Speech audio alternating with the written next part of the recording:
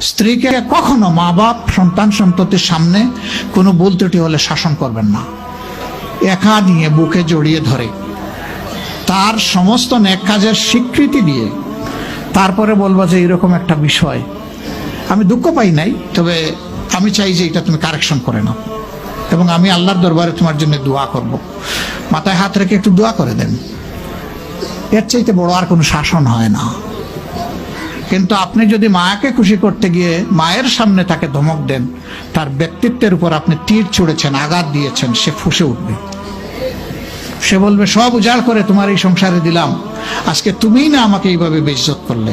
সে মানুষ তো, তার মানবিক রিয়াকশন হবে। কাজ করবো না আমরা কেউ। আমাদের জীবনের অংশ, আমাদের হাড়ের অংশ, আমাদের কলিজার অংশকে আমরা সেইভাবে সম্মান দিব ইনশাআল্লাহ। আমরা ভালোবাসবো সে আমার স্ত্রী, আমরা শ্রদ্ধা করবো সে আমার সন্তানের মা। স্ত্রী হিসাবে ভালোবাসা পাবে, মায়ের জাতি হিসাবে সে সম্মান পাবে। এই দুইটা ব্যালেন্স করে যদি আমরা চলি, গড় হবে জান্নাতের টুকরা ইনশাআল্লাহ।